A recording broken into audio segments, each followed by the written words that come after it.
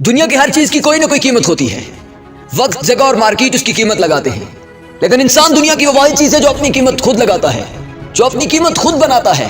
انسان سمجھتا ہے کہ شاید وہ قیمتی ہے، شاید دنیا اس کی قیمت دے گی، لیکن یاد رکھنا کہ قیمت جب بھی لگتی ہے تو انسان کی صلاحیت کی لگتی ہے، انسان کی قابلیت کی لگتی ہے، انسان کے کام کی قیمت لگتی ہے.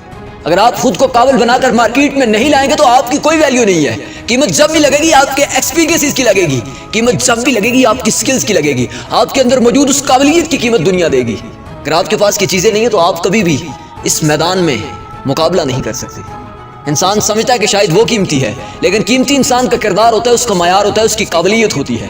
ہاں ایک بات یاد رکھنا کہ شاید دنیا یہ سوچ رہی ہے کہ اس کے پاس سکلز ہوں گی، اس کے پاس ایکسپیرینسز ہوں گے تو وہ مارکیٹ میں آ کر چھا جائے گی، لیکن یاد رکھنا کہ جو سکلز اور ایکسپیرینسز کے ساتھ ساتھ کردار اور معیار کی چیزوں پر پورا اترتا ہے دنیا اس کی قیمت دیتی ہے. اگر آپ کے پاس ایک سوچ، ایک نظریہ، ایک کردار، ایک اخلاق ہے تو پھر دنیا آپ کی قیمت دے گی، کیونکہ ایکسپیرینسز اور سکلز والے اس دنیا میں لاکھوں کروڑوں پھر رہے جن کے پاس کچھ بھی نہیں ہے. شاید وہ سمجھ رہے تھے کہ دنیا ہماری قیمت دے گی، ہمارے سکلز کی قیمت دے گی، ہمارے ایکسپیرینسز کی قیمت دے گی، لیکن کمپنی اور دنیا جب بھی کسی انسان کو ہائر کرتے ہیں تو سکلز اور ایکسپیرینسز کے ساتھ ساتھ اس کے کردار، اس کے معیار، اس کے نظریے، اس کی سوچ کو سب سے زیادہ پرکھتے ہیں.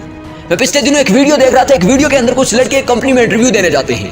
جب انٹرویو دینے جاتے ہیں تو اسی اسنا میں ایک لڑکا کہتا ہے یار تمہاری باری بعد میں ہے، تم اپنی ٹائی کچھ دیر کے لیے مجھے دو، میں اندر لگا کے چلا جاؤں، واپسی پر میں آ کر تمہیں دے دوں گا. لیکن کچھ لڑکے اسے نہ کر دیتے ہیں، انکار کر دیتے ہیں ٹائی دینے سے، لیکن ایک لڑکا اٹھتا ہے اسے ٹائی دے دیتا ہے.